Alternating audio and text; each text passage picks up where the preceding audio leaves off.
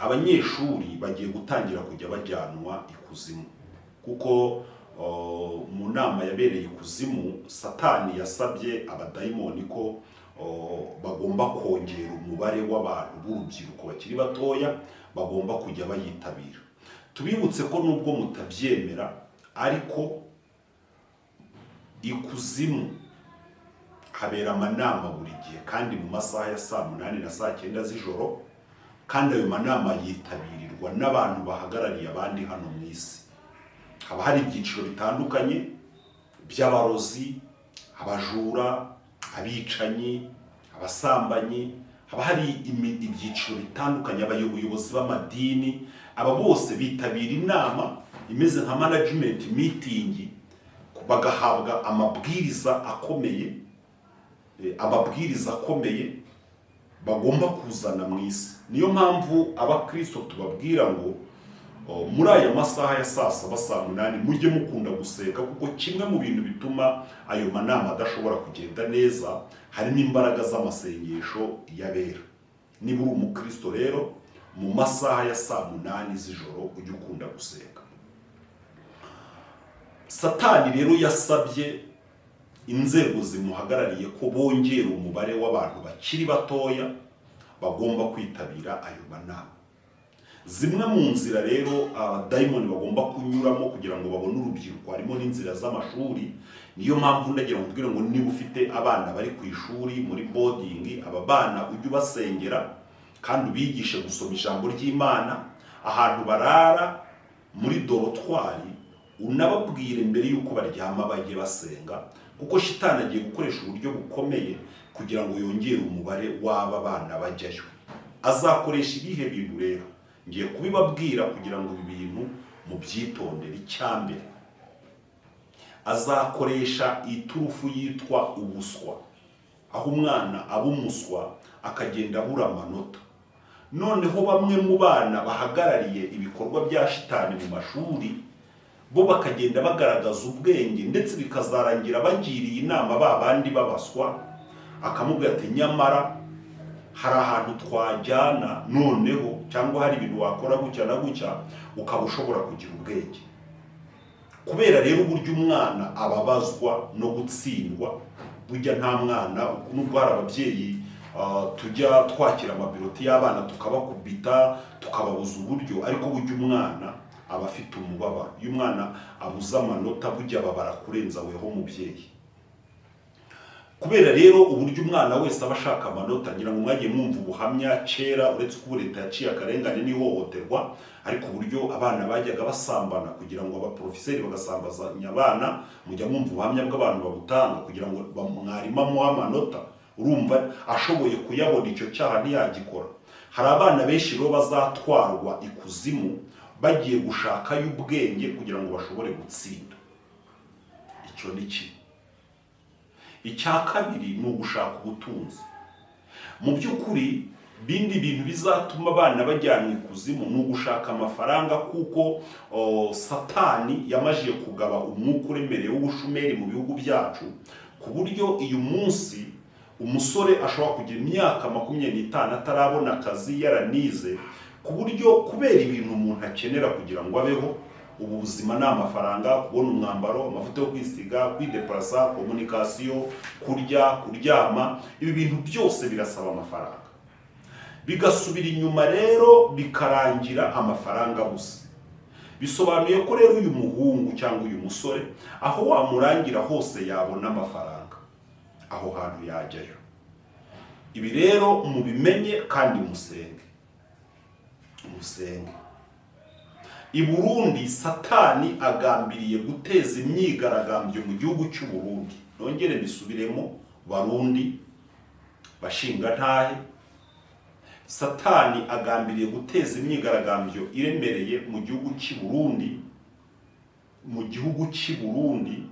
Iyo myigaragambyo igahera i Bujumbura, ku buryo igipolisi kinanirwa kuyihosha, kuko nabonye imyigaragambyo iba kugeza ubwo n'igisirikari cyose gisohoka mu kigo kiza guhangana n'iyi myigaragambyo. Mu buryo shitani yateguriye imyigaragambyo, igomba kwica abantu benshi, cyane cyane abasore n'inkumi, kuko bazayishoramo ku kigero gikomeye cyane. Icya kabiri, iyi myigaragambyo igomba kuzangiza ibintu, umurundo, ibintu byinshi cyane, ku buryo amazu, nabonye aya mazu atwikwa, amaduka aratwikwa. Iyi myigaragambyo abadayimoni barimo gutegura igomba kubera i Burundi izasenya ibintu byinshi, cyane cyane ibintu by'abantu bavuga ikinyarwanda n'abantu bavuga ikinyamurenge. Nabonye babasenyera, barabasahura, ku buryo n'imyenda bambara bayibakuragamo bagasigara bambaye ubusa.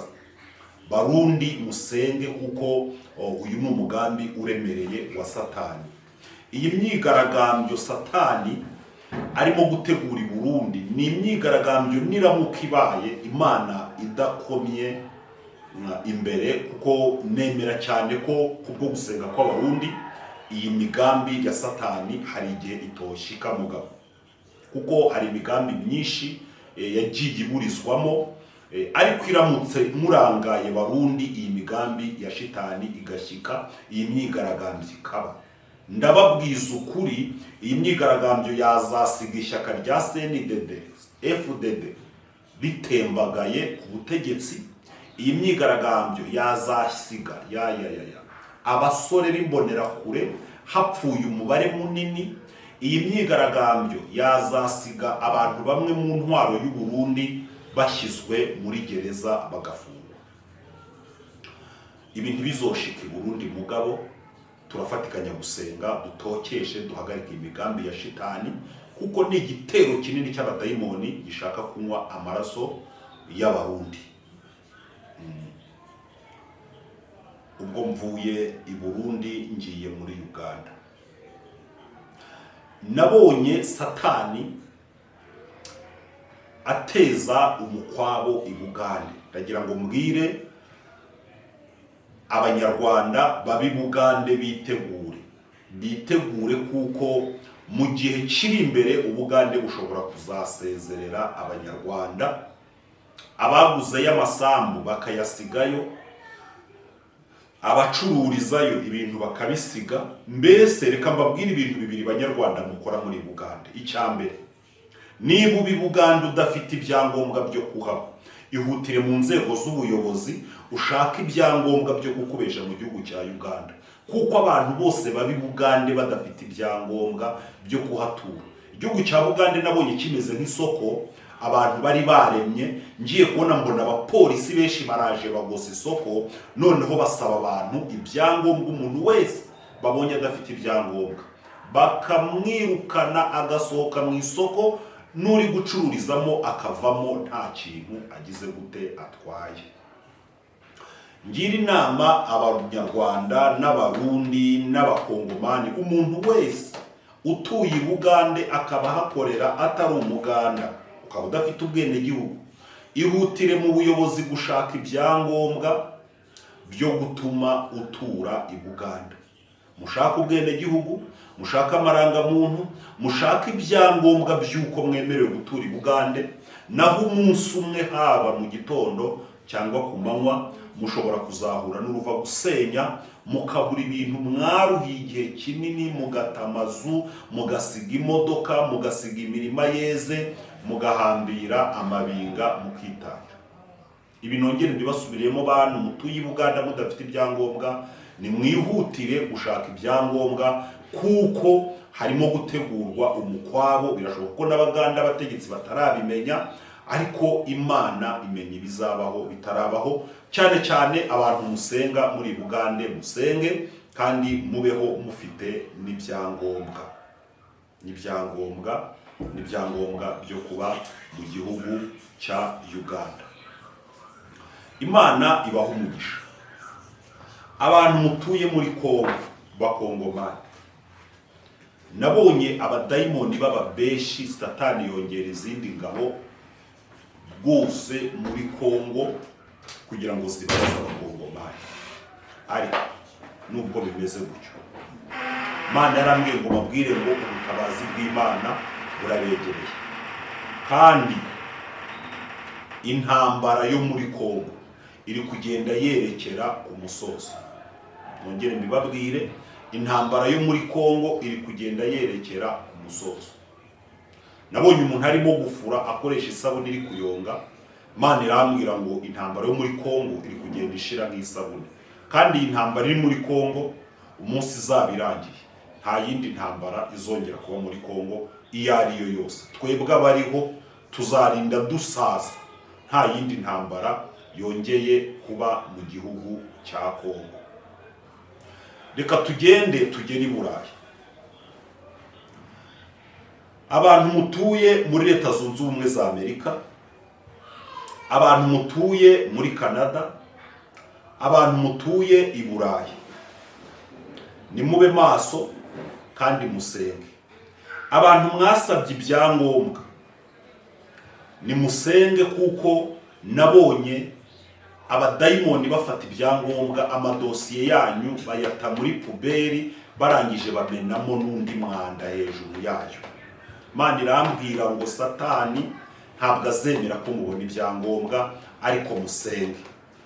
Imana irambwira ngo musenge, iranambwira ngo by'umwihariko nsengera abantu bari muri Amerika, nsengera abantu bari i Buraya, nsengera abantu bari mu bihugu bya Canada, kuko bahangayikishijwe no kubona ibyangombwa byo kuba muri ibi bihugu. Hari abantu mwasabiye abantu ibyangombwa, mushaka ko babasanga iyo mu mahanga. Reka mbabwire, bimeze nkaho ari uguheba rwose, bimeze nkaho ari uguheba rwose. Nabonye abadayimoni bashyira igicu cy'umukara hagati ya Afurika n'Uburaya na Amerika. Bahashyira igicu ku buryo bigiye kugora abantu kubona ibyangombwa byo kujya mu mahanga, bigiye kugorana. Nabonye abantu bareba mu mahanga rwose, amaso yabo ntashobore gutobora cyagiho. Imana irambwira ngo dusenge. Birashoboka ko uri muri Amerika urimo gusaba ibyangombwa, birashoboka uherereye waramaje kudepoza ibyangombwa. Ni ukuri turafatikanya gusenga kugira ngo Imana igucire inzira, kuko nabajije Imana impamvu abazungu bagiye gukomeza ubuzima bw'abirabura ndetse n'abandi bava mu bindi bihugu, mu bihugu byabo. Imana irambwira ngo ni umugambi ukomeye wa Satani, kugira ngo abirabura muri Amerika, i Buraya n'ahandi, abantu mwavuye mu Rwanda, abantu mwavuye i Burundi, abavuye i Buganda, bavuye muri Tanzania, nibo Satani ashaka kuzakoresha abazungu bakabageragerezaho ikimenyetso 666. Kandi mbere yuko bakibageragerezaho bazabemerera ibyangombwa, bazajya bavuga ngo uraza, ni ubushakashatsi turi gukora, ibi bintu nurangiza kubikora ubundi barajya baguha ubwene gihugu. Bitume rero abanyarwanda, bituma abakongomani, abantu babona ko ari ibintu byoroshye, bagende bagiye gufata ubwene gihugu n'uburenganzira bwo kuba muri ibyo bihugu bikomeye, noneho birangire bashyizweho ikimenyetso cy'inyamaswa, nuko mubone ubuturo bw'umubiri, mubone uburenganzira bwo kuba mu mahanga, ariko mutakaza ubugingo ndetse mube ku rutonde rw'abacirwaho iteka. Ni umugambi ukomeye rero. Ntabwo Satani ashaka kubiba ibyangombwa, ntabwo gusa arashaka no kuzajya abantu imirimo. Bagiye mu mahanga, mbabwire Abanyamerika bagiye kujya bavangura, ku buryo kubona akazi uri umwirabura bigiye kujya bigorana, niba nakaguha baguhe ka kandi kanyuma kabi gasigaye. Ariko ibyo babikore bagambiriye ko muhangayika imitima, noneho igihe cyazagera bakabereka yuko kugira ngo mubone amahirwe yo kubona uburenganzira nk'abandi muri ibyo bihugu ari uko mugira umurongo mwemera, bigatuma bamwe muba batinganyi, abandi mukaba mugashyirwaho ibimenyetso, mugakorerwamo ubushakashatsi, mugashyirwamo ibindi binyabutabire Satani arimo gutegura mu bazungu bizatuma abantu baba transforme, bakaba ibindi biremwa bitari iby'Imana yaremwe. Icya gatatu, abandi bazajya bakora ibyaha by'ubusambanyi bukomeye, abagore baryamane n'abagabo b'abazungu bashaka ko nibura babatera inda, noneho babyarana bakabona ubwene gihugu.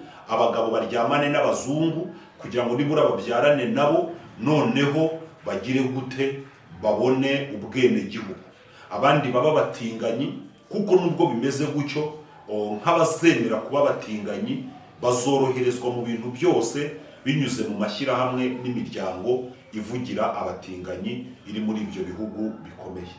Hanyuma y'ibyo rero ni ubuzima buri kugenda bukomera cyane cyane ku bizera, aho twebwe twiringiye imibereho yacu ko iri mu biganza by'Imana.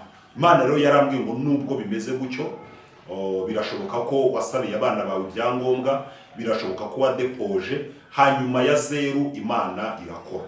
Imana yakuye Daniel mu rwobo rw'intare, yakuye Saduraka na Meshake na Abedinego mu muriro, Imana yahagaritse kurimbuka kw'Inenewi, Imana yarokoye Yehoshafati ingabo zamuteye, Imana yatabara igihugu cy'u Burundi, yatabara Ubuganda, yarengera igihugu cyacu cy'u Rwanda, yatabara Kongo. Imana yarengera abacu bari mu mahanga bakeneye ibyangombwa bakabona ubufasha bwayo, kandi Imana ikabatabara. Ngira ngo rero nerekera ku musozo w'iki kiganiro, mbashimire mwe mwari mudukurikiye kuri izi channel zose, Byishimo Official, Manda TV. Imana ibahereze umugisha.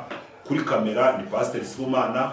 Ushobora kuba ufite icyifuzo, ufite dosiye yawe yaheze muri migration, ufite ibyangombwa byagize n'ibindi, ufite imbaraga ziri kukurwanya z'abadayimoni, wifuza ko tufatikanya gusenga, ibiga nimero zacu wazibona kuri Byishimo Official ku kiganiro munsi muri selection, wahabona nimero yanjye yo kuri WhatsApp, ukampamagara tugafatikanya gusenga. Byose tubikora ku buntu, ntabwo duca amafaranga. Ijambo ry'Imana avuga ngo twaherewe ubuntu, natwe tujye dutangira ubundi. Reka dusenga. Turagushimiye Mana yacu, uri Imana ikomeye, ifite imbaraga n'ubutware ndetse n'ubushobozi. Izina ryawe rihimbazwe. Wakoze ibikomeye bitarondoreka, niyo mpamvu ibihugu byacu tubishyize mu biganza byawe. Bene data bari i Burayi na Amerika tubashyize mu biganza byawe. Ubuntu bwawe, imbaraga zawe, amaraso ya Yesu bibazenguruke n'Umwuka Wera, babonera igisubizo mu izina ryawe ryera, imitima yabo guhimbaze. Duhagaritse imigambi ya shitani, duhagaritse imyuka mibi mu izina rya Yesu. Ukuboko kwiza kw'Imana kumugisha komeza kubana n'abera bose kuri Yesu Kristo umwami wacu. Amen. Bye bye.